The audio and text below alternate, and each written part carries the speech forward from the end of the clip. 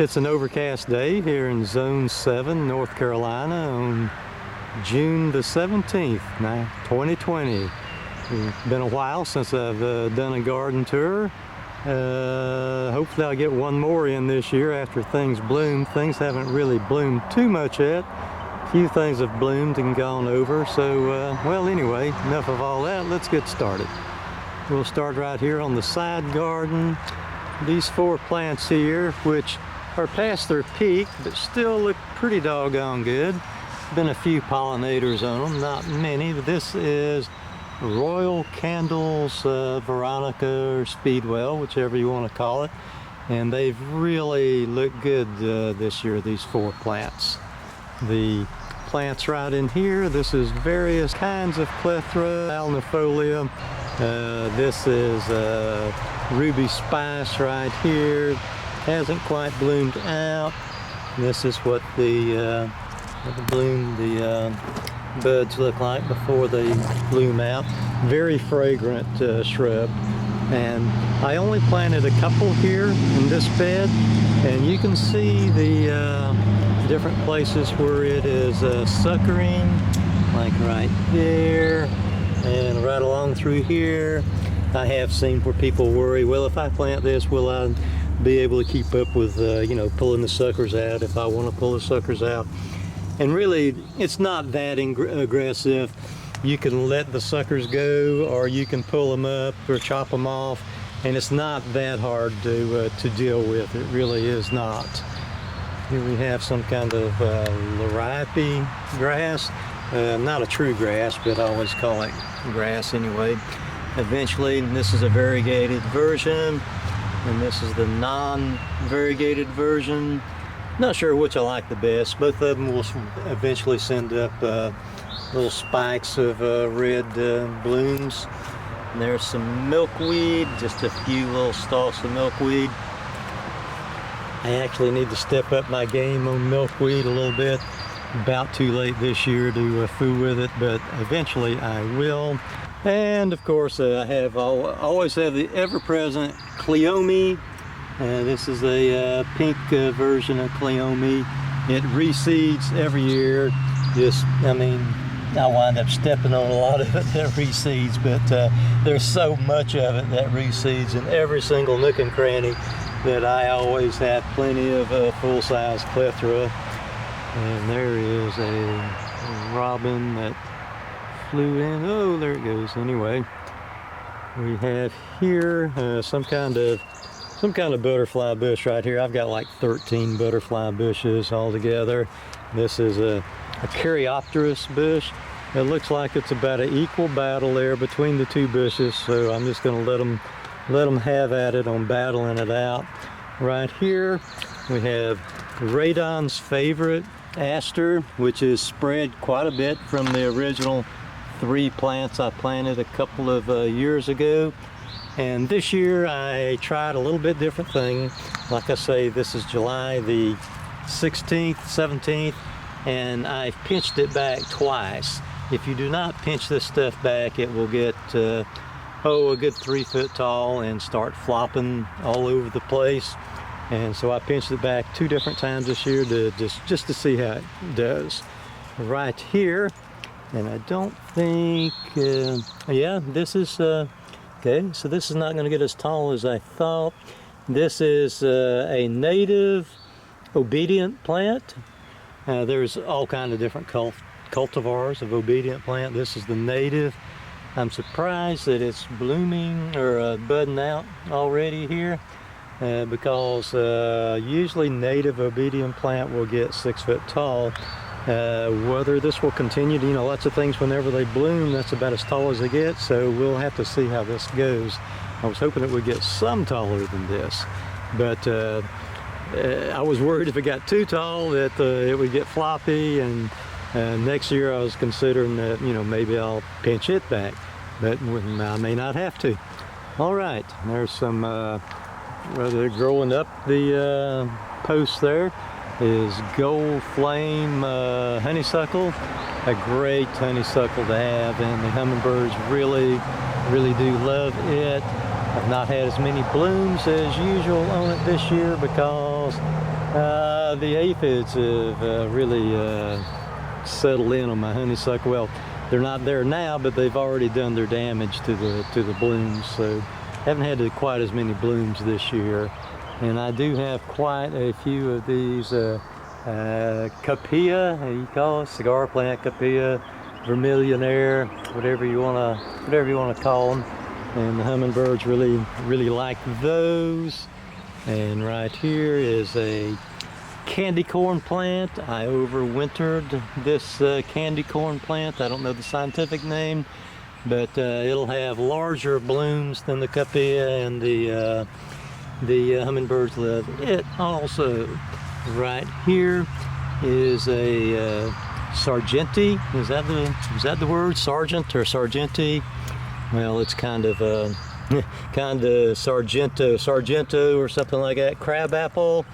Yeah, I just this is in its first season. It'll probably be next year before I plant it. It'll just stay in that all winter. And I should mention here on this Sargent crabapple that it's a white crabapple. Only gets about maybe 8 foot tall and 8 foot wide, so it's going to be a fairly small one. And I'm thinking maybe in a couple of years, when it gets up bigger, I'll keep it in a pot for a couple of years. And you see this big bush right over here? Embarrassingly enough, here I am. You know, I try to do a lot of native plants, not all of them, and try to not do invasive type of stuff.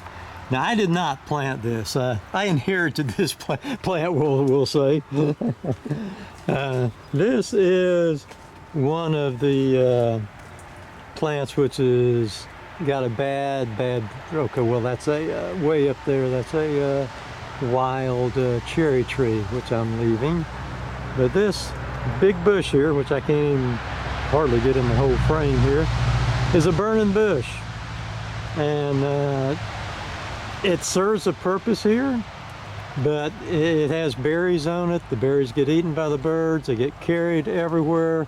The plant comes up everywhere. I've pulled it out all over the place around here.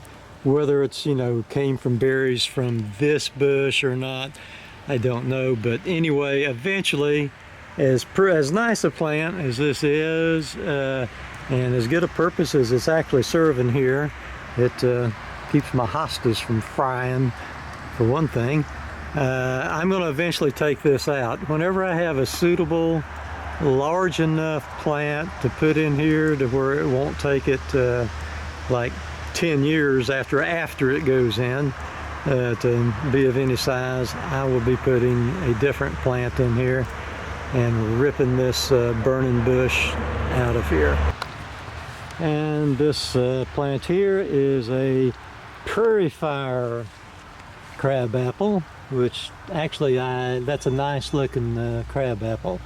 I've got a lot of these crabapples from the Arbor Day Foundation folks, and although I'm sure they do good work and all, you get pretty, I think they apparently work with growers, different growers, and you don't get shipped necessarily the best trees. They're really well-priced trees. I mean, they're not expensive at all, but sometimes you don't get the absolute best trees. And as an example, these two trees here, which are going to go down in the field to kind of hide a bus, old junker bus. These are Profusion Crabapples. And they came in a box. The box was the tree itself here. When it came, these limbs were like this tall, and the box it came in was this tall. So the top part of the tree, they just folded it over, stuck it in the box. So not too happy about that. And you know, it don't have exactly because of that, it don't have a nice central leader on it. It'll have to, from some point here, I don't know exactly how it'll turn out when it starts growing good. It'll have to reform a new central leader to it. I'll have to pick one and do the best I can with it anyway. So although, you know, like I say, I'm sure that they do good work in all the Arbor Day Foundation people and all, and you can get inexpensive plants there. And when you join up, you get 10 free plants. So, you know, I'll probably order a few things from them, but just be aware if you go that route on ordering stuff, you might not get the absolute best of plants. Actually, on what I showed previously, this mock orange, it came from the Arbor Day folks. Right here is one that I ordered too. Thought it was dead, but it's barely leafing out there. That is a mock orange, and I'm assuming it's not any kind of cultivar, just a straight species of mock orange, which can get pretty huge. All right, moving on. Right here, and this is more of the Capilla right here, and or Vermillionaire, whichever you want to call it. And that's 3 plants in this kettle. And right here, I'm really looking forward to when this blooms. I don't know if it's going to bloom this year. I don't see any buds on it. This is a Daphne, not the Eternal Fragrance. I'll show that in a little while. It is blooming. This is a Perfume Princess Daphne, which it took me forever to come up with a place that actually had this Daphne. I wound up ordering it from a nursery in Oregon, and I was surprised they had it because not too many people in the United States have it. Great Britain, Australia, they seem to have plenty of it, but not here. All right, this is a bottle brush Buckeye, a version called Serotina, which gets bigger than a normal bottle brush Buckeye and blooms slightly later.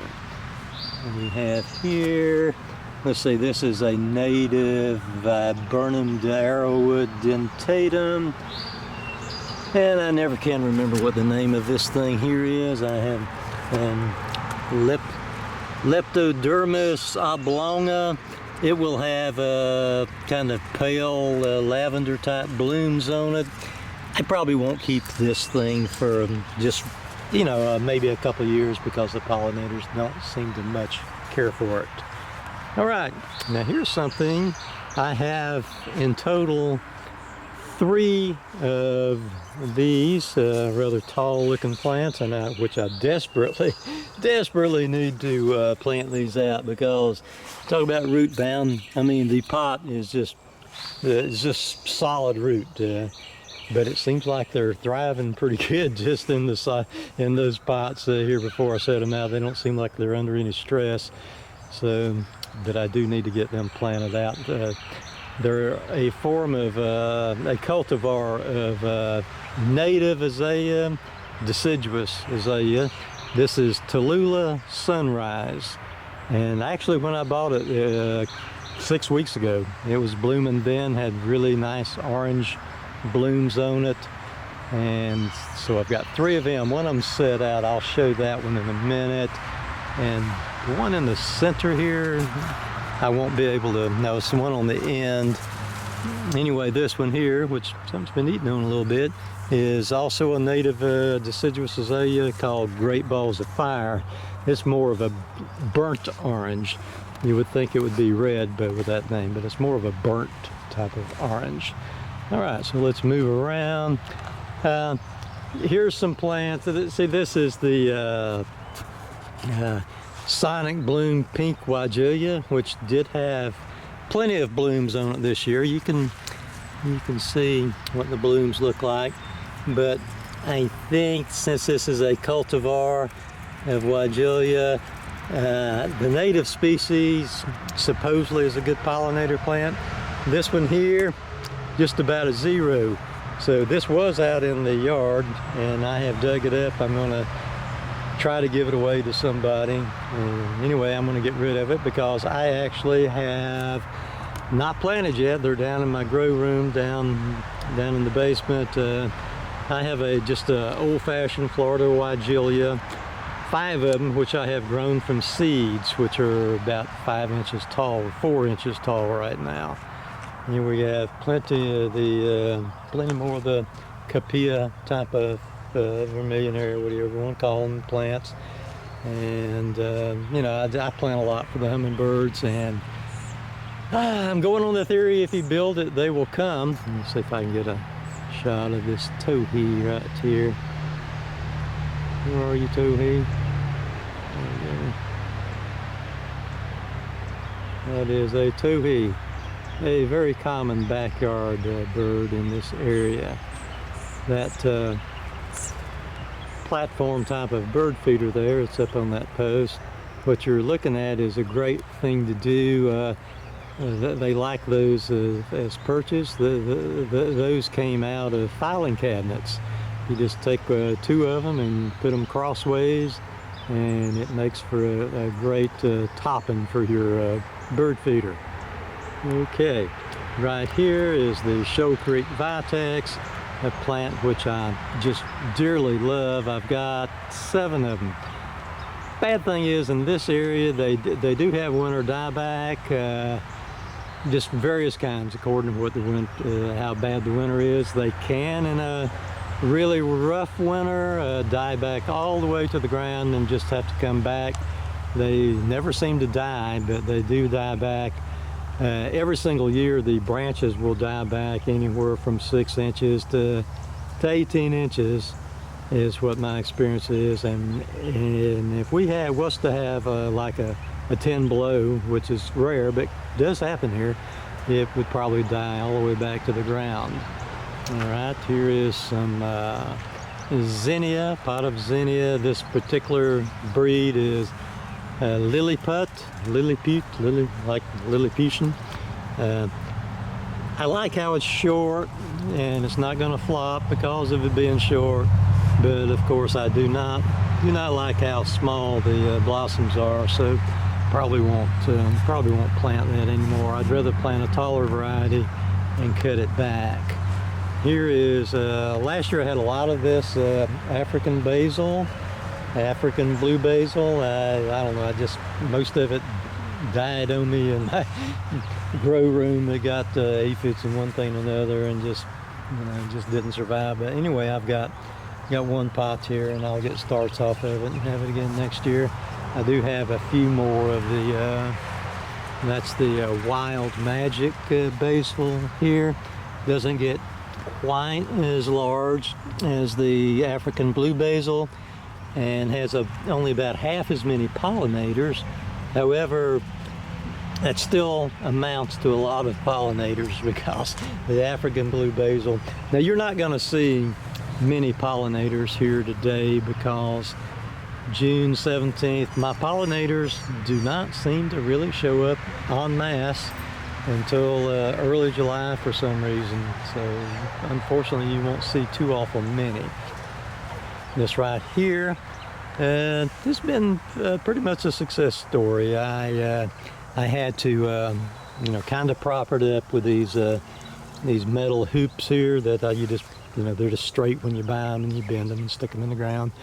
This is betony, and this is not the I think it's Florida betony that is so invasive. Okay, I got one bumblebee. Let's try to get it here.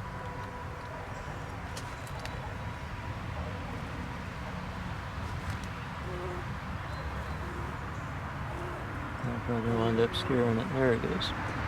Anyway, a few bumblebees have been on it, and quite a few of these smaller bees, wool carder bees, which is actually not a native bee, it's a introduced bee, but they pollinate stuff too. But okay, as I was saying, the Florida betony is what is so invasive. This is just Betony officinalis, which is quite a bit different and is not invasive. Now, this taller plant here, I've got these all over the garden. This is Purple Giant Hyssop, and I'm hoping, okay, this is the first time I've seen it blooming. I mean, it's just barely starting to bloom. Not sure ultimately how big those will be, or how successful it'll be pollination wise, but I think that it's going to be great. The main thing on it is it does tend to be floppy, number one. So I'm thinking about next year cutting it back, you know, in half earlier on. But don't water it. In this area, if you water it just about, you know, in addition to the ample rain we usually get here. I mean, we can get, you know, like 80 inches of rain in a season sometimes, but it will die. If you water it in addition to the existing rainfall, it will die. I killed some of it last year by watering it. Okay, here's some more of the Sonic Bloom Pink Weigelia, which eventually I'm going to pull it out and put in the native, not native, Weigelia is not native, but put in some of the straight species of Weigelia. And that is one thing I'm starting to do a little bit more. I've bought so many plants which have turned out to be a bust pollination wise, that I've started doing seeds quite a bit. And when you do seeds, you get something, either the native species or the original species, I guess would be more appropriate to call it. You either get that or something, you know, fairly close to it, closer than when you're buying a plant, there's no telling what you're getting in a way. I mean, it will say it attracts pollinators, but that's not necessarily true. And here on this arbor is another honeysuckle.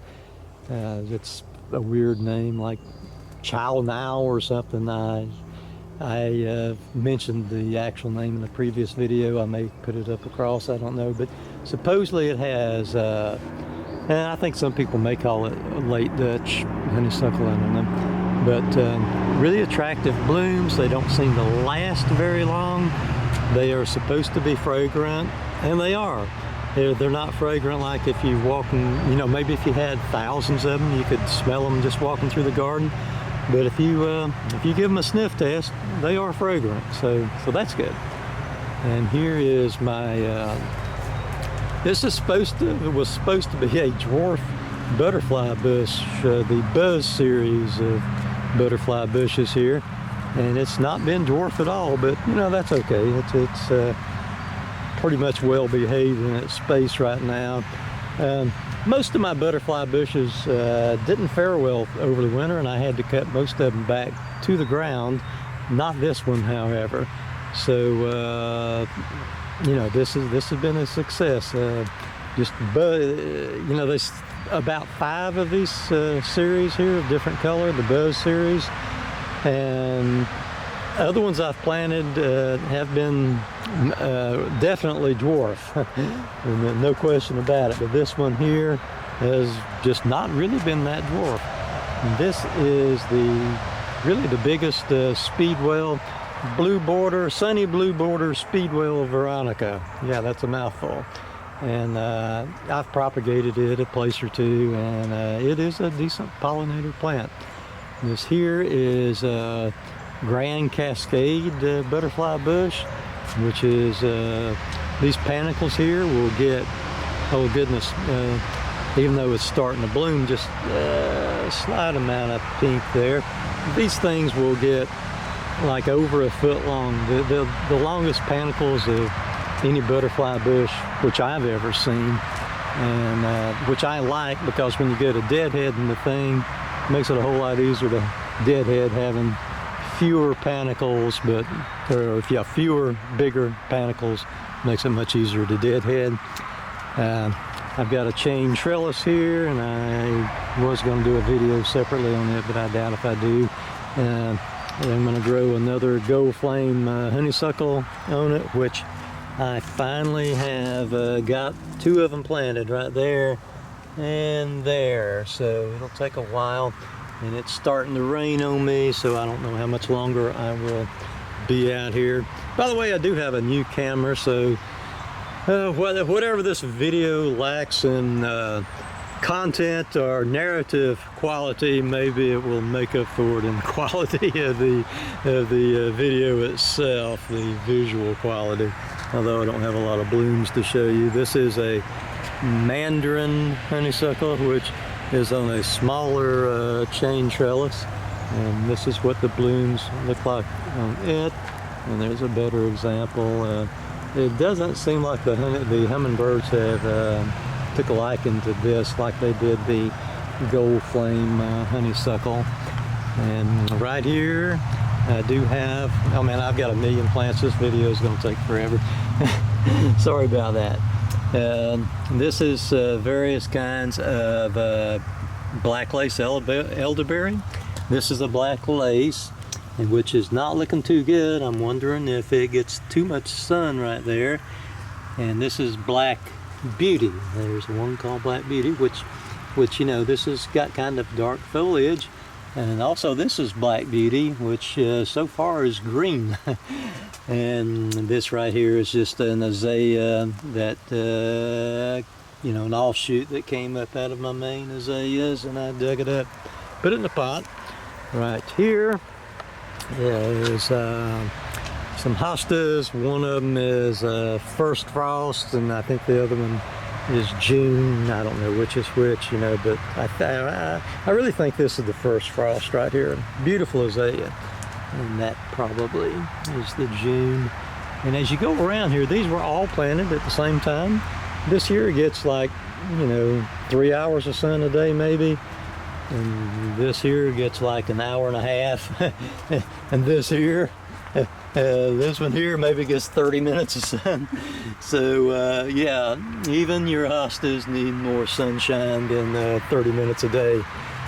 Right there, some sassafras plants I was trying to propagate. Don't know if I'll be too successful on that.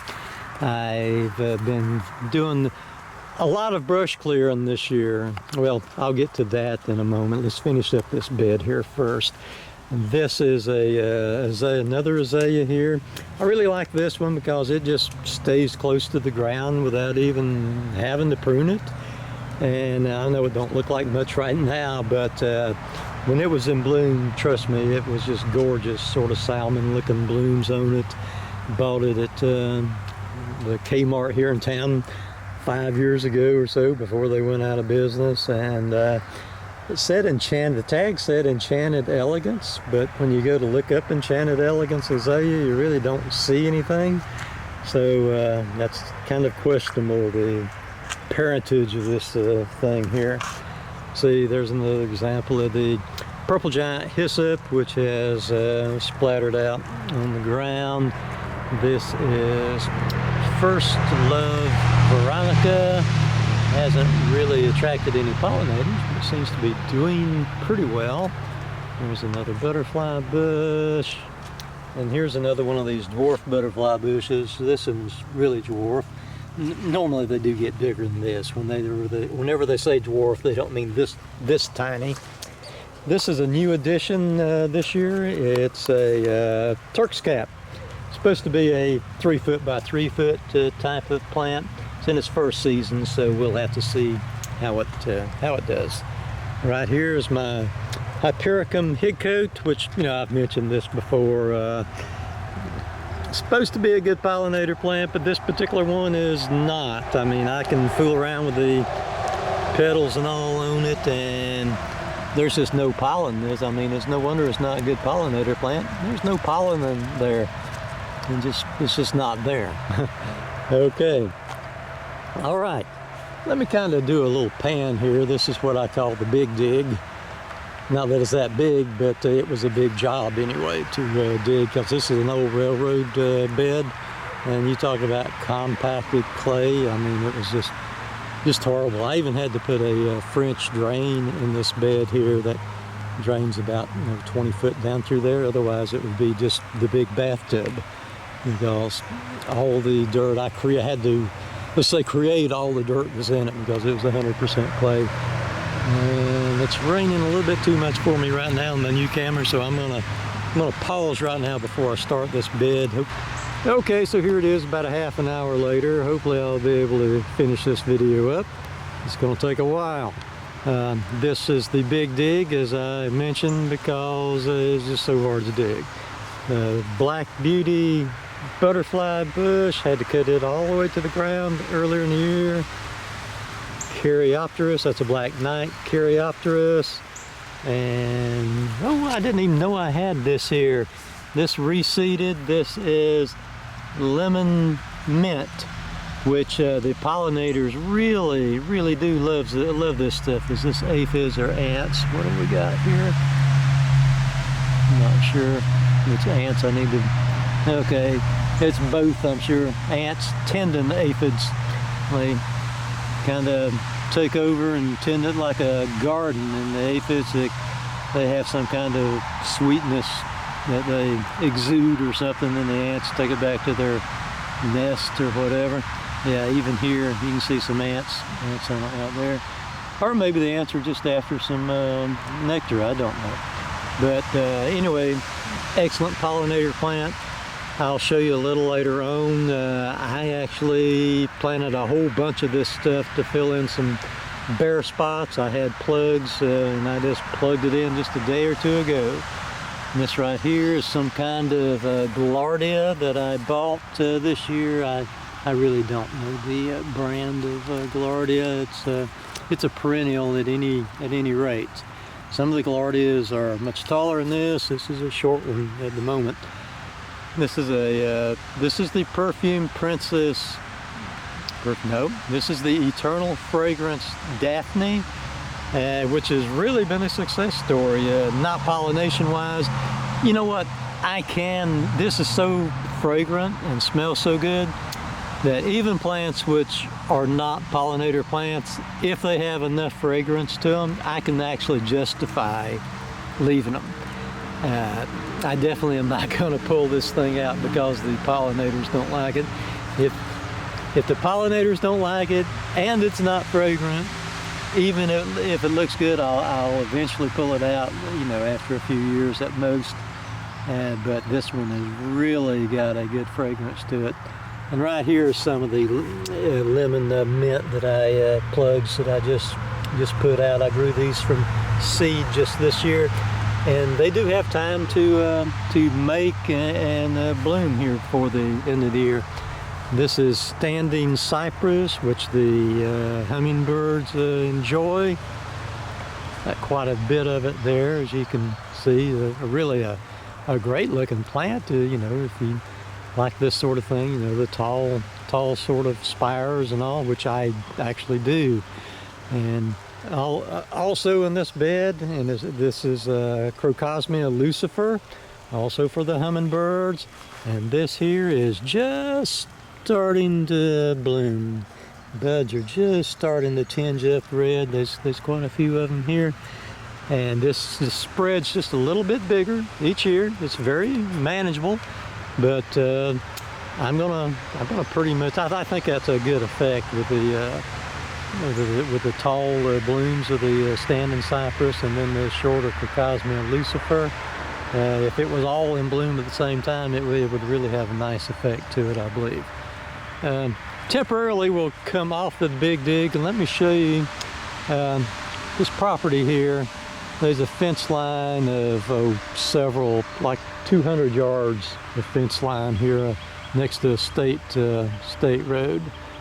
And I have pulled, I mean, this bank may look a little bare right now, and that's because I've been working on it. I've been pulling out invasives, and almost everything on this bank was an invasive.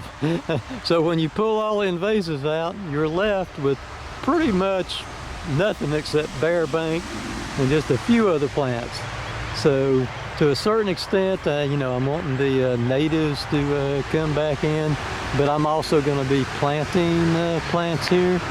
A couple of these trees, you see, that they're all leaned over because they were just crowded unbelievably by all the ligustrum and multiflora rose is basically what was crowding out all these plants. I'll have to stake the few plants that I'm leaving. I'll have to stake them up, maybe even trim them, top them or something, like that tree there if it doesn't straighten up on its own. And really, you almost do have to top them because there's a fence right there on top of this hill, and all the trees over there arch over. So therefore, I can't have like super tall stuff here because it winds up crowding into all that. But anyhow, I'm going to be putting a whole bunch of different things down through there. And I'm even going to try to get stuff to grow on that steep bank right there. You really can't, it's hard on videos to appreciate sometimes the steepness of it, but that is a very steep bank right there. I'm thinking I might try some Asclepias tuberosa butterfly weed, milkweed. It will grow on dry, steep banks. And I'm not sure if Walker's Low cat mint might grow there just a little bit. I will show you, since I've came this far. Right down here is one of the, let's see, by the way, this is we call it the persimmon grove, which is, every one of those trees is a persimmon tree. And they do have their native persimmon trees, so it doesn't have like large persimmons, but it has an abundance of persimmons, which all manner of wildlife likes persimmons. I mean, just everything, just about. Okay, here is one of the Tallulah Sunrise deciduous native azalea cultivar anyway. I had to put some rocks on here because it was very shallow rooted in the pot, and those rocks kind of help hold the roots down here while it's getting established. Okay, here we have, this is just a Staghorn Sumac, which sumac is not poisonous except for some variety called the swamp sumac, which, you know, grows in swamps basically. Right here, I really think this came up not here on some I transplanted. I think this is a beautyberry bush because I saw berries on it last year that resembled, you know, beautyberries. And this here, if you'll remember one video I did last year up there with the clethra, there was a plant intertwined with one of the clethra. I was thinking it was a clethra which had broken dormancy, one of the dwarf clethras, but it wasn't. It was this bush here. It was intertwined amongst the clethra. So I dug up the whole mess and untwisted all the roots and set each one of them out where they needed to go. So that's the story on that. Okay, so moving on. Like I say, this is my bank that I'm rehabilitating. I kind of felt bad about it a little bit because, you know, I feed the birds, and all the birds come from right here over there to all where I feed them and everything. And I'm sure they appreciate having the cover of all those plants. Although what berries that those plants produce, like your ligustrum, it produces lots of berries. Supposedly, you know, from everything you hear and read, is a high sugar content berry. It's like a snack. It is like a person eating, you know, sweets all the time. It's not really good for you. They need berries which have a higher fat content. So I am going to plant, you know, not just here, but around and about, hopefully shrubs which provide berries for the birds, which do have a high fat content. It'll just take a little while to get things established. Now, a lot of the things which I have left here are some kind of, which I topped them because they were just spindly and just bad looking. And I'm going to go and show you what all this is. I'll show you the leafed out, bloomed out version. And if anybody sees this and has any opinion at all what this plant here is, I would like for you to tell me, because I've not been able to identify it yet. Here's a little better example here that they form a whole bunch of different canes at the bottom, and they have an umbrella type of bloom. They are not an elderberry, because I know what elderberry looks like. There's some over on the state right away over there. Yeah, let me go ahead, and I'm going to walk right down there and show you much better examples of that. That's all leafed out and has these blooms. I'll know more when they produce berries in the fall, what kind of plants. I don't know if it's going to produce a red berry or a blackberry on it. A black colored berry, not an actual blackberry. But this is the same plant. See, I've done a lot of clearing all through here, and just like where I just showed, I left all these, and they're getting fairly large. And I really do need to know what kind of plants these are. You can see, okay, now the leaves, the edges are real smooth. There's no serration there at all. And the leaves are they're opposite leaves. Now I think really technically you would call this, it's got opposite branching and opposite leaves. And the leaves are smooth. I wouldn't really call it lance-shaped. It's closer to heart-shaped than lance-shaped. And the ends of it are fairly pointy. And here is the bloom cluster right there. And they do have kind of a musty type of odor to them. So if anybody can possibly identify them, I thought yesterday I was trying to identify it before I realized that this had the smooth edges. I thought it was a Black Hall Viburnum, which it's not, because the Black Hall Viburnum has serrated edges. I'll eventually figure it out. I was talking about over on the state right away here about my mind's going. These plants right over here are the elderberry, and you can even see from this distance right here how much larger the blossoms are on this elderberry. There's some that's already starting to form berries on it right there, and you can see just much larger. The elderberry blossoms, you know, are totally, they're bigger than much bigger than my hand even, for the blossoms on this other stuff up here that I am leaving, which I'm sure does produce berries. I'm not going to guarantee they produce berries, but I'm pretty much sure they produce berries. But this is just the typical size right here, which is just, I'm not going to say like the palm of my hand, but like the middle of the palm of my hand, kind of. And here is, oh yeah, it's definitely going to produce berries. You can see them already starting there. Let me focus in on this blossom right here a little bit better. Oh yeah, that's a pretty good shot of it there. Each little part of the blossom has four rays on it, and I'm not sure about how many like stamens or pistils or whatever you call those things in the center, how many they are. Oh, first one of the year, right there. Evil Japanese beetle. I'll refrain for the moment from squishing it. All right, back to the big dig. Here in the end of the big dig, whenever I eventually get there, we have, whoa, yeah, I had it zoomed in.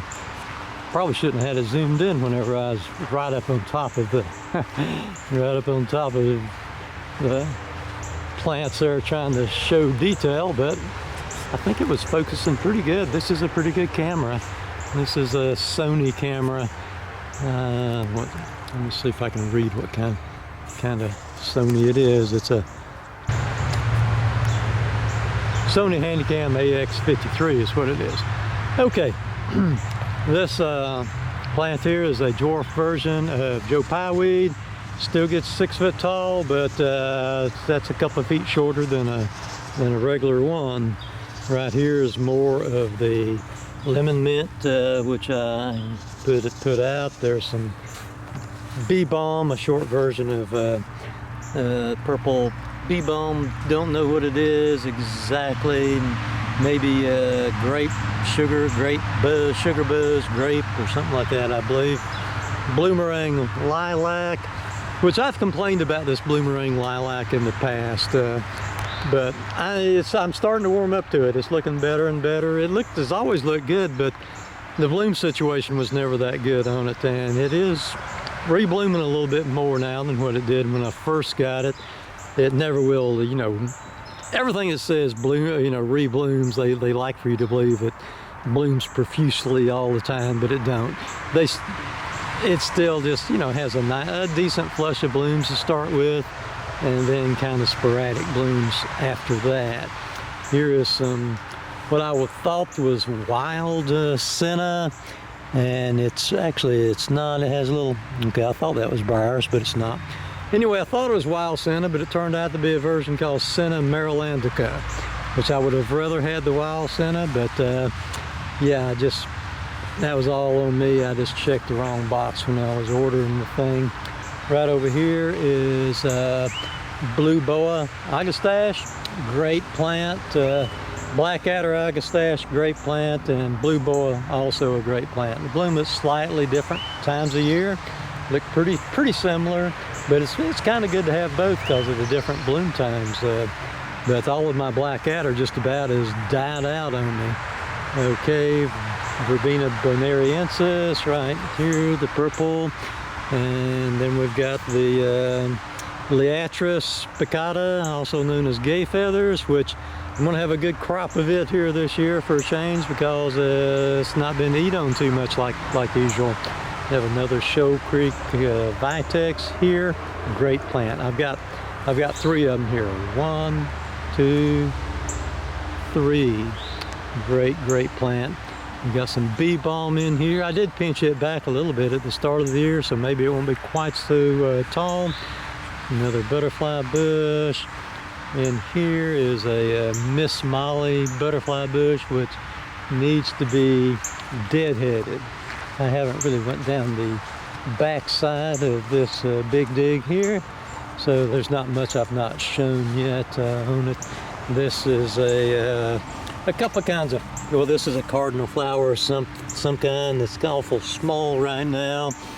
This is a believe it or not, it's a type of penstemon, even though it don't really look like penstemon. Marianus or something like that. There's the Miss Molly again.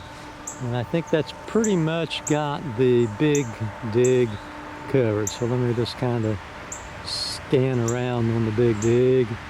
And right over there is where we did our previous tour, our previous video, right beside the house. It's starting to rain on me again. Maybe I can get a little bit more film. So we're going to go around now to my side beds. I think I'm going to pause just a little bit again because of the rain. And I will show a couple of plants here on the way to my side garden beds. I call this the southeastern part of the house. This here is a coral honeysuckle is what it is. It's on it's growing up some kind of pine top tree that died, and wound up having to put a stake, T-pole here on this. I'll shook all the rain out on me.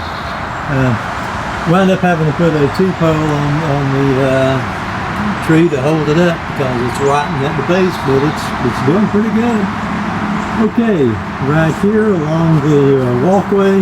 Yeah, I know it would probably look better if they had the same thing all the way across it. This is Appletini, Heuchera or Heucherella, one of the two. There's some, fairly nice little yellow or red blossoms there. Right in the corner, which you can't see, is a hole where the chipmunks live. They really enjoy it. Hopefully it won't. Hopefully their burrow is not so large that it will undermine that apron of the carport floor there and cave it in anyway. This is a Mahonia, which blooms really in the early winters when it bloomed last year. And right here is Columbine. Everybody else's columbine I see, you know, that does a video looks like 10 times better than mine. But, you know, maybe it'll shape up someday. Right here is a dwarf tropical azalea. Right here is not Confederate jasmine, but Madison Star jasmine. And it is extremely fragrant. I don't know if it will get enough sun right here. This gets maybe 3 hours of sun a day. It would much prefer to be in full sun, but it was a good spot for it as far as, you know, everything but the sun, so we'll see how that goes. This was supposed to be a red feathers, or this was supposed to be a red feathers Echinacea, which it's already bloomed and it was purple, so I guess it's a purple feathers Echinacea. It had a couple of bumblebees on it. I don't know if it's gonna, you know, make seed or what, or whether I even should, you know, cut the bloom stalk off of it or what. But anyway, it's not red. This is some kind of autumn clematis. Doesn't look like much right now, and I don't think it will look like much even this autumn. But maybe the next. I just planted it like late last year, like in September last year. So it really hasn't had a lot of time to get established. I think I'm going to need to fertilize this stuff. I don't fertilize anything of mine really on any kind of regular basis. I just, you know, I just try to, I try for things just to do as good as I can without fertilizer. All right. Here's these azaleas right here, 2 of them. I finally did my final rejuvenation type of pruning on them. At one point in history, these were over the top of the eave of the house there, which was, they were just totally out of control. I had these 2 in here plus 2 boxwoods, which was really crowding them out. And after it bloomed this year, I finally cut them all the way back. I had just slowly reduced it year after year, so it took about 4 years to finally get them down to this height. And as you can see, it's already starting right here to leaf out along just nearly every single stem. And over here, this is a rhododendron, which is in its 3rd location, looking pretty good. Bought this particular rhododendron this spring at Lowe's, like $10 or so not too bad. So eventually these 4 plants will totally fill in this area here. So we'll move along. It's trying to rain on me again. This is my 3rd try out here. This is the world's slowest growing Miss Kim lilac. This is its 2nd or 3rd location. It's going to have to make it or not make it right here. It's about 1 foot tall. A 4-year-old plant. And it is just about 1 foot tall right now. So, like I said, the world's slowest growing Miss Kim lilac. Alright. I had to revamp my beds just a little bit because we got a bigger lawnmower, which would not go between the beds when I got the bigger lawnmower. I did have an actual triangle shaped bed, or kind of octagonal shaped bed right here, and I had to take it out. That's going to be mostly just grass there, and I got one of the Shoal Creek Vitexes right here in the middle, and like I said, this is just all going to be grass right in here. Right here on this arbor, I've been trying for 3 years to grow grapes on it, and I think I finally got it to where they're gonna grow. Haven't really grown much yet, except that one right out there is not too awful bad. But these are just basically, I think, maybe all 2 different kinds of Candace grapes and Concord grapes. I revamped the soil this spring. I dug every grapevine out of there and just went through and basically made the soil, I reduced the clay percentage of the soil is what I did. Nothing much likes clay. And even though I'd already worked really hard on it, probably had the clay percentage down fairly low, they still weren't happy. I had to take it up another notch, or take it down another notch, however you want to look at it. This is the biggest stand of the Purple Giant Hyssop I've got. As you can see, it's starting to flop on me. We have a few zinnias right through here. This was basically just something to fill in a bare patch here. I did have some pineapple sage in here, which I relocated, and most of it wound up dying after I relocated it. But anyway, it is what it is. So this is a forecast. That's the name of this kind of zinnia. Forecast colors or something like that. Which the blossoms on it are definitely larger than the lilliput zinnias. Right there is a baptisia. That's royal candelabra. That was between the two garden beds there where I just then showed the showcase Vitex, so I had to relocate it. And there is a Mars Madness or some other kind of hibiscus, hardy hibiscus. I have a Mars Madness and a Midnight Marvel, and I don't know which is which. So now here's another one, just a little closer up view of my grapes, which I've got high hopes, even though I've tried for 3 years and this is the best I've got so far. I've still got high hopes on it. Right through the center here is something that I may or may not regret planting this eventually. I have shown it last year, but it was much shorter, and it's still not budding out yet, but it should this summer. This is fireweed, which it's not a native plant to here. But it is native to up north, for sure. Alaska is fireweed, and it can be somewhat invasive up there. It grows along the roadside and spreads over up there. Don't know about here. And what do we got over here? This has just started blooming. This is more of the lemon balm, lemon mint. Excuse me. That's a pretty nice cluster of it there. Didn't even know I had that. This is some kind of lilac, and it really smells good whenever it gets a going. It's already finished up for the year, bloom wise, and it's raining on me again, so I'm gonna have to come back in just a little while. Last plant here before I get rained out. This is a Veronica, I think is the technical name. It is a dwarf version of ironweed, and I'm really liking the foliage. It looks much better than last year. The rabbits ate it down to the nub last year, and I'm getting soaked out here, so I'm gonna have to call it quits for just a little while. Okay, moving around this bed from the zinnias, more the Purple Giant Hyssop, more forecast colors for the zinnia.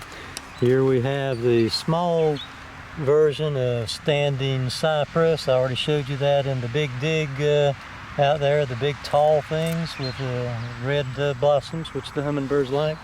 It has really come up pretty thick in this area here.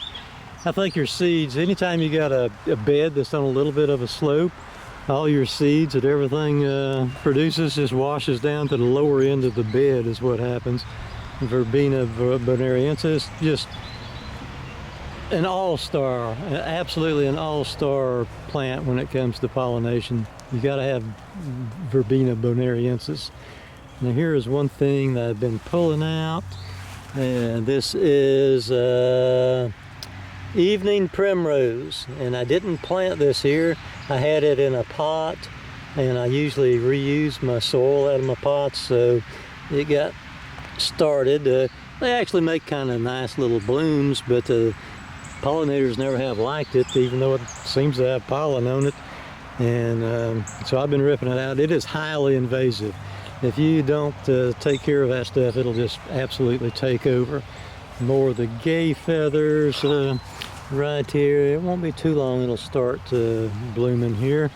This is my one Echinacea. I did have 30 Echinacea plants in here. This is grown from seed, the Echinacea Purpurea, and it's got some buds on it here. It'll be blooming eventually. 30 plants, 29 of them got eaten by well, I guess I invented a new word. Got eaten by rabbits or deer, one or the other. So then I put, whenever those 29 got eaten, I put the Liatris Picatta in here, the gay feathers, and most of it got eaten last year too. But this year I've not had quite as much trouble with it. So yeah, let's hope for the best. Got another Shoal Creek Vitex right here. Right here is Heliopsis, which is a type of, it's a perennial sunflower. This is Heliopsis Burning Heart, and sometimes it has a very pronounced red center to it. It's not too pronounced right now this year, but sometimes it is. Have to stake it up or it will flop. I should have put my stakes a little bit farther apart so it would have gave it more of a natural looking spread to it, but I didn't. Right here, this is the Pincushion Flower, a decent pollinator plant, blue mist, pink mist, something mist, Pincushion Flower, also known as Scabiosa. And this is kind of strange stuff. Sometimes I said, well, I do need to get in here and do some deadheading, most definitely. But it can look real raggy sometimes to where you think, oh, I ought to just pull it out, it looks so bad. And then, you know, you procrastinate, and a month later you say, well, you know, it doesn't look so bad. So I'm going to leave it in here. See, this garden bed's got a light slope on the sides, which is a good place for it because it's not too tall. Plus, it tends to be drier on a small slope because, you know, it can get too wet for it fairly easily. You got some. This is another small Royal Candelabra Baptisia. Moving on around. This is like what one of the 4 plants out front was, the Royal Candles Veronica. And here is where I planted some plugs of the lemon mint. There's a 4 o'clock plant, which blooms, we covered this, it blooms at 6 o'clock. Bad, false advertising.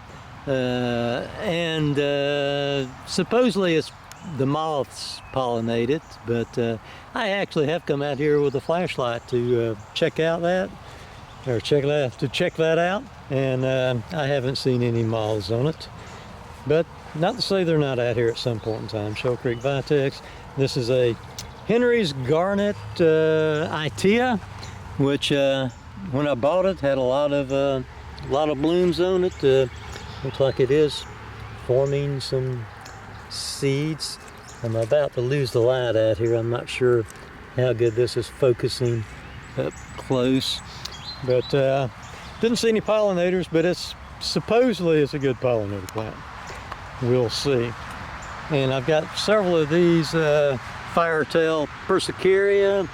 And last year when I planted it, it looked like it was going to really take off and go great guns, and they got ate down to the nub by rabbits, and really haven't been the same since. But maybe they'll come back someday. We shall see. All right, moving over here to this bed on the right side. This is a blonde bombshell Baptisia. So, and all these Baptisia that I've shown have already bloomed this year, had some really nice blooms, and the plants themselves they were only planted last year, and they're looking a lot better this year than they were last year. Right here, this is Blue Hills Salvia. I had several of them last year, they all died, but this one, we have a couple of May night salvias right over here, and a couple of them have died, and this fairly large, but not as large as this one. is Mexican sunflower. Whenever I planted these this year, for some reason I was not able to find my usual seed, the Tithonia rotundiflora, also known as red torch, and so I went with these. They're supposed to be only about half as tall, which would make them about 3 foot tall, and they're yellow. So we'll see how these go. And after I planted them, I only recently noticed that I have some volunteers from last year. This is the Tithonia rotundiflora, the big, large, 6 foot tall red or orange rather sunflower, Mexican sunflowers that the monarchs dearly love. All butterflies love them, bees love them. Just a great plant. I don't care if it's not a native plant here. It is a great plant for all flying bugs. If you want to know the truth of the matter, they just love them. So I will always plant some type of Mexican sunflower. And there was about really about 10 of these that came up, volunteered, and I transplanted them to various parts of the garden, which is about as many as I usually put out. And believe you me, whenever you have 10 Mexican sunflowers, if you try to be diligent about deadheading the things, I mean, it can be an hour a day. It absolutely, when the blooms are at their peak, it can be an hour a day, and I've counted as many as 300 to 350 blooms that I've deadheaded per day for weeks on end. So they are very prolific. When this bed was first planted, it was covered up 100% almost with a salvia, various kinds of salvia greggii, with hot lips salvia, maraschino cherry salvia, 2 or 3 others, and 90% of them have died out. And I think it's just because of, again, my old bugaboo, just too high clay content here. Even though I revamped this when I first started, I mean, you would not believe the amount of just pure clay that I shoveled out of this bed whenever I first started, and added, you know, the pine bark soil conditioner, just bag after bag after bag of it, and it's still too high a clay content for many plants, one of them being Salvia greggii. And here is the hot lips Salvia greggii with their signature two-tone blossoms, the red and the white when they first come out. Eventually it'll kind of turn to all white, I think. Yeah, all white. But that one there looks pretty good right now. And you see there's an older one right there. You can see the woody nature of the old growth right there, and especially right here, like this plant here. I wouldn't doubt it nearly died, and it'll probably die this coming winter, I imagine. Right here is a Rudbeckia Goldstrom plant. What is the other name for it? Black-eyed Susan is kind of a common name for it, but more specifically it's Rudbeckia Goldstrom. And it got ate back to the nub a time or two last year before I caged it. I'm thinking about taking that cage off because I hate putting cages around my stuff. And the bunnies have not been too bad this year. I see them, but they don't seem to be eating all my stuff too badly. Right here is some Walker's Low catmint. Slightly, let's see if I can get the bumblebee in here on it. Where are you, bumblebee?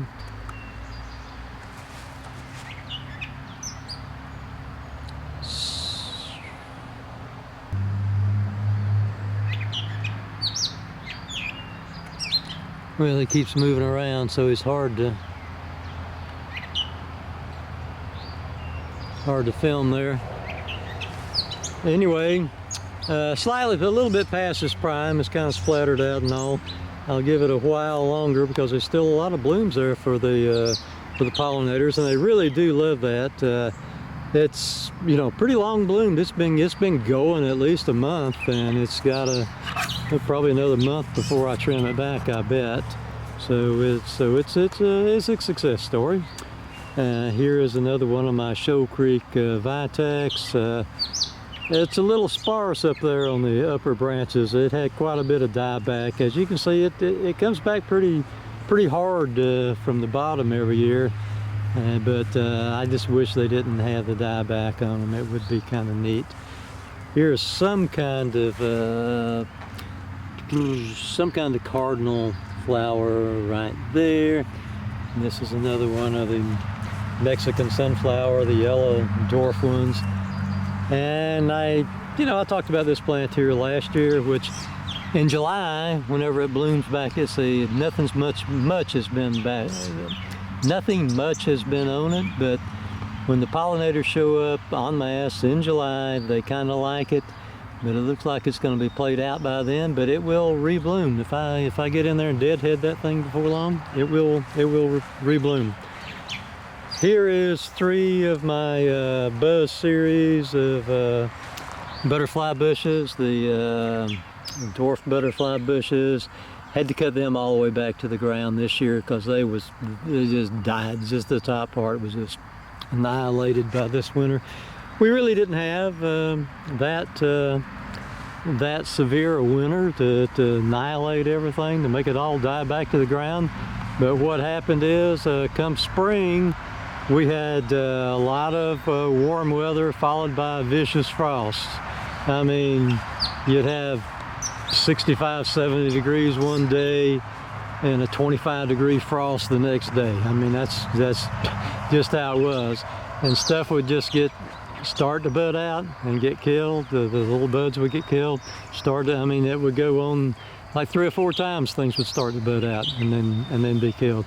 And eventually it just takes a toll on stuff whenever it's like that. Okay, moving on here. I may have to back up just a little bit. Let's show the viburnum here. I may not show myself walking between them. I may just show the separate plants. I covered these last year, but things have changed a little on which one I like the most. This is the sparkler, which last year was my least favorite because it just didn't look that great. It looked kind of haggard last year. And this year, even though it's not too tall, it's like 18 inches tall right now, it's a great looking plant. I mean, nice and healthy, just a great looking plant. It did not have many blooms on it this year. It still may have some, but I don't even see any buds on it. But I think eventually it will come around and have quite a few blooms. Right there, let's see if I can just zoom in on them. There's 2 viburnum. This first one here is a Chicago luster viburnum, and it's got just a few berries forming on it. The other one is a native viburnum, and you have to have different varieties. These are all arrowwood viburnum dentatums, and you have to have several varieties to get good cross-pollination. And even with 3 different varieties, I still, from looking at the blossoms, I know they're young plants yet, so you know, when they get bigger, the blossom cycle I think will last a little bit longer. But I think I need a 4th one really to get my cross-pollination really up to snuff on it. I'm thinking of a blue muffin viburnum. Not that they're that great a looking shrub, but they're supposedly, you know, a great wildlife shrub for caterpillars, as well as the berries for the birds and habitat for the birds. Right up here, I had to reduce the size of this bed here so I could get lawnmower between the 2 beds. You can see, you know, how big it used to be. This is the bed here a while back where I did the video about the I think it's coal met lawn edging, where it's really great edging, other than it does not keep out the zoysia grass where it joins together. It really would be nice just to have a big roll of metal that was like 10 inches wide that you could drive in the ground 5 inches and leave 5 inches above the ground and have it a continuous loop with no breaks, but I don't have that.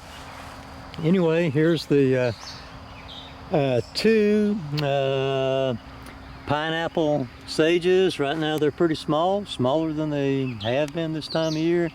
I had various pineapple sages in other parts of my garden which just were getting far too large, so I just stuck them all in this bed here that I sort of revamped. Last year it had a walnut tree in the very center of it, which I finally dug it out. It was just no, wrong place, wrong tree, wrong place.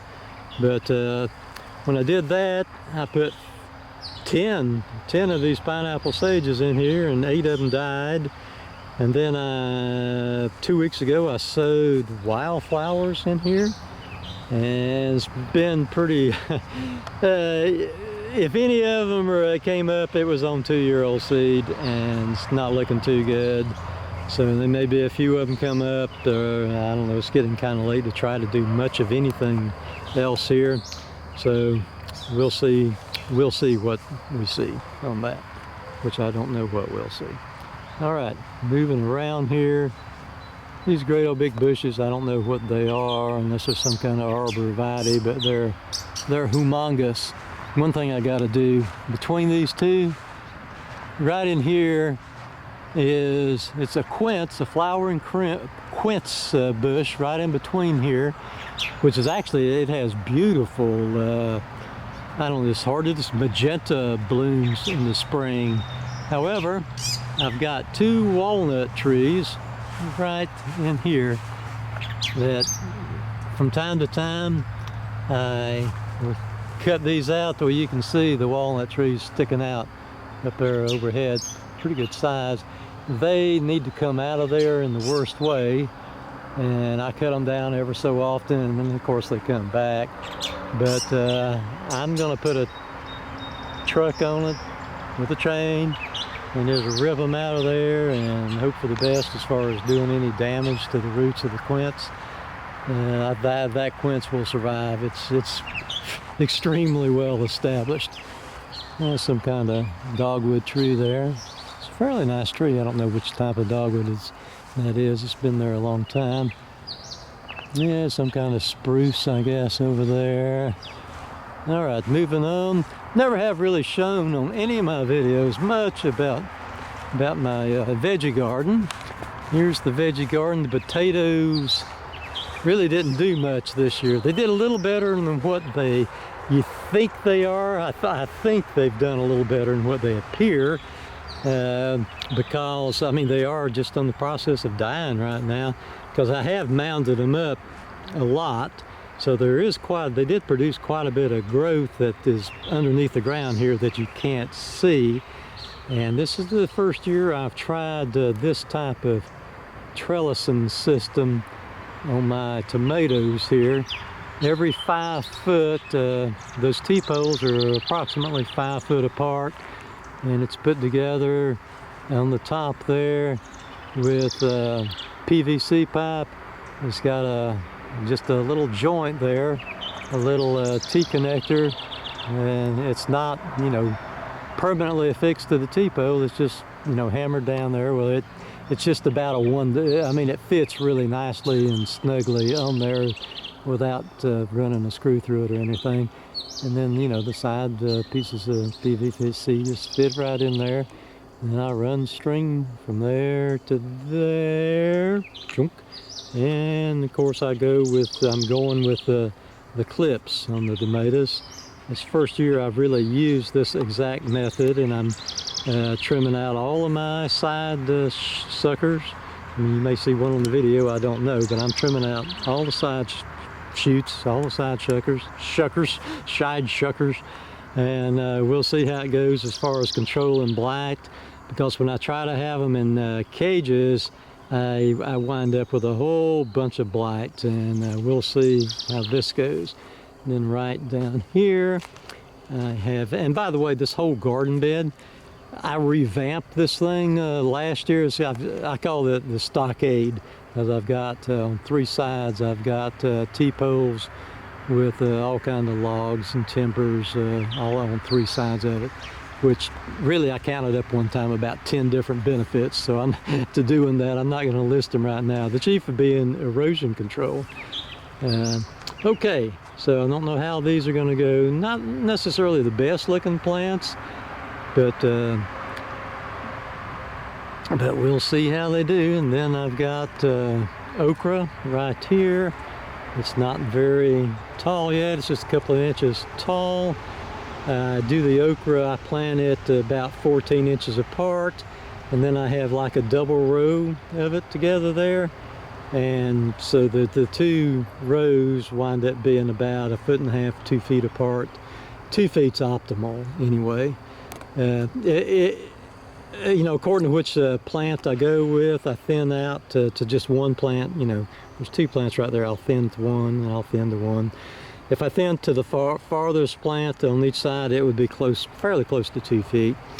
Right here is some Poinsett 76 cucumbers. And as far as I'm concerned, of all the cucumbers I've ever tried, the Poinsett 76s are the best.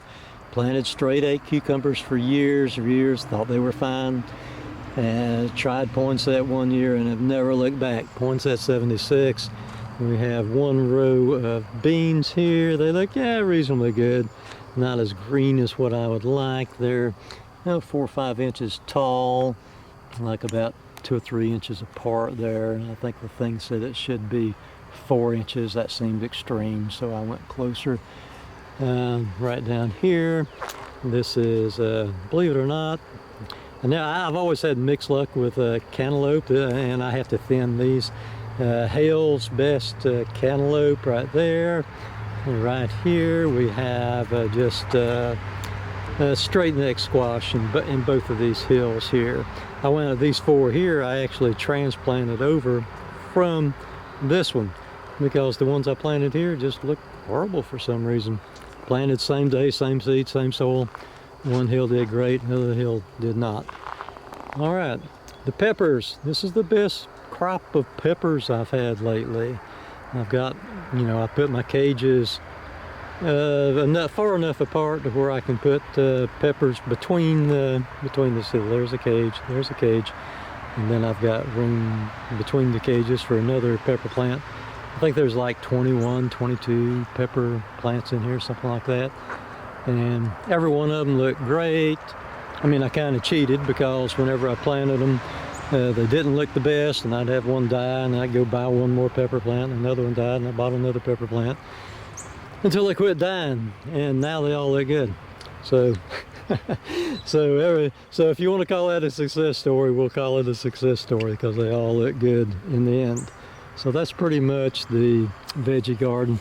I don't think I really covered it in total, but I revamped this thing last year, and you would not believe the amount of pine bark soil conditioner that I put in this veggie garden.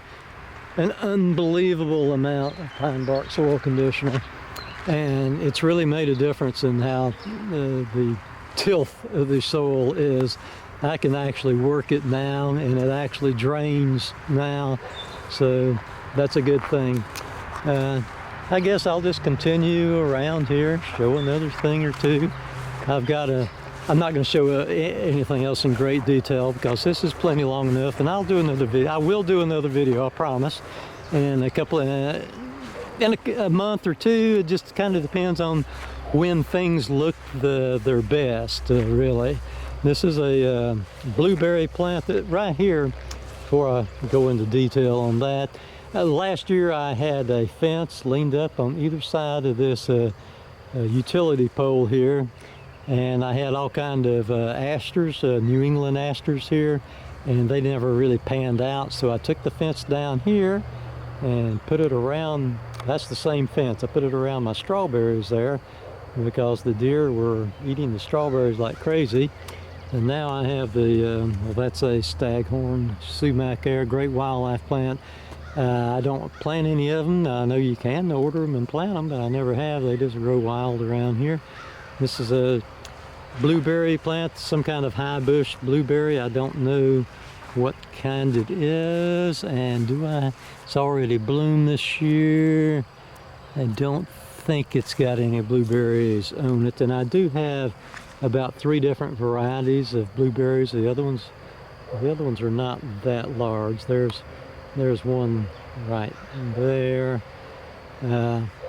So you have to have more than one variety to get the best kind of blueberries. Here's my orchard right out here. I've got a total of, I don't know, 17, 18 trees total, if you want to count my pawpaws as trees. Doing reasonably good. I planted this a couple of years ago. Actually, it's less healthy than what it looks like because on some of these, the bark down low has got places which has been halfway girdled around the tree by deer, horning the base of the trees and knocking off the bark. So I don't know how that will, it won't affect them very well as the trees age. That will ultimately, at some point in future history, be what kills them. The bark being girdled like that, it has a tendency to rot out slowly over time. So maybe before that happens, I will get some trees. This is apples, pears, and peaches primarily. I think that's all except for the pawpaws. So far, fruit-wise, this tree right here, let's see if I can get the right one. That's the right one right there. It's a Liberty apple. I have 1 apple. So far in my orchard, 1 apple. So we'll see how that goes. I never have really shown too much about that. Like I mentioned, that's strawberries there. Okay, if we continue on around here.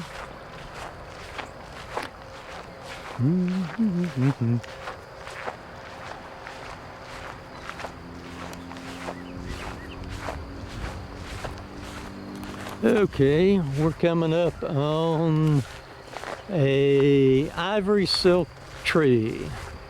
Yeah, I know, not a native tree, not a wildlife tree or anything, but it's an ivory silk lilac tree. That's what it actually is. Looking pretty good. The first year I put it here, the deer snacked on it right here. They topped it right here, and so now I've got 3 coming out there, which it's okay. It looks fine. I like multi-trunk trees anyway. Right over here, and this is supposed to be like have really nice blossoms. Hopefully the pollinators will like it, even though it doesn't even though it doesn't have any fruit or anything. Hopefully the pollinators will like the blossoms on it. I don't know. Right here in this place where I need to weed eat around, this is an actual flame azalea, native to the southern Appalachians. Really mostly at higher elevations than what we are here at, we're 2,500 foot right here.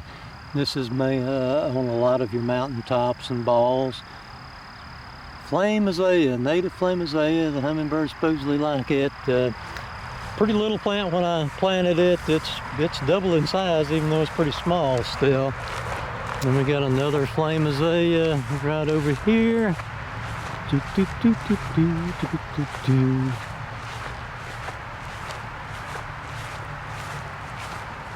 This one here's much nicer looking. I think this is going to do pretty good. Now these are out in the full sun.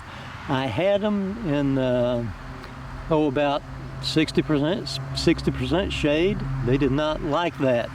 They have liked the full sun much better than the 60% shade. Really, the flame azalea, this is a deciduous azalea, and from what I can tell, especially looking at the other deciduous azalea cultivars which I've purchased, they handle full sun much better than the native azaleas do. And right here we have another one of these bottle brush Buckeyes. And this is a pretty nice one here. This one actually has sent out a side shoot, 2 side shoots on it. So great, this is what I want. I'm wanting kind of a semi-thicket of these things down here. They'll have big long white panicles on them.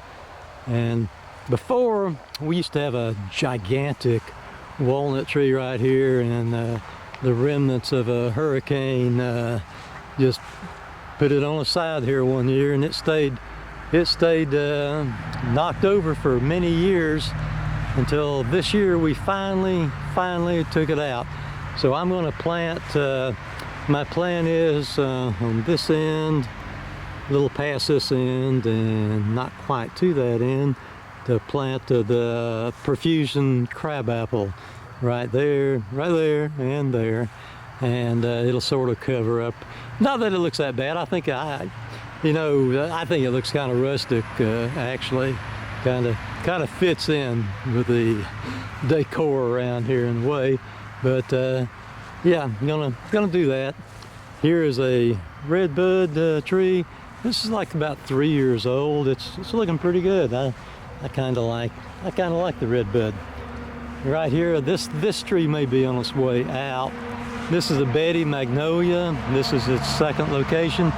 Did bloom this year. The blooms look pretty nice, but after it quit blooming, we had one of those vicious frosts, and it killed every leaf on this thing. And it's finally leafed back out and looking okay, but it leads me to question the long-term viability of it. This is kind of a frost belt. This little area right here is kind of a frost belt. You can drive just 3 or 4 miles in any direction from here, much less frost than right here. So that makes things kind of problematic. There's a forsythia. I really am not crazy about that forsythia. I would like to see it out of here. You would think that as bushy as this is, that the birds would like nest in it or whatever, or at least use it for cover. And I never see any birds anywhere around in it for any reason at all. There's a Crape Myrtle. Again, it's much like the Betty Magnolia. It took forever for this thing to get going. The ones in town are fully leafed out, look great. This one here, I mean, you can tell the amount of dieback that this thing has suffered right here. I mean, I could leave it here and it would struggle on for many years, but never really be the tree it ought to be. So I'm gonna wind up taking it out of here. And the plan is, like I say, the Profusion Crabapples down there, and maybe a Bing cherry here, and over there a black Tartarian cherry tree, and maybe a couple of other crabapple trees around and about. Crabapples make, they're really pretty, and the birds, if you get the right type, the ones with the small enough crabapples, it's like ½ inch in size at the most. The birds can kind of handle ones that little, and the pollinators like them in the spring. So I think that's pretty much it. I don't have anything really good to show to end this on, so we'll just show the eastern redbud there. So that's it for this video. I'll try to get another one up. Since I got the new camera, I promise I will shoot future videos, even though it's been like 9 months since my last video. But yeah, I didn't buy this new camera, just let it sit in the drawer. So there will be upcoming videos when there's enough new stuff to show. All right, bye everybody.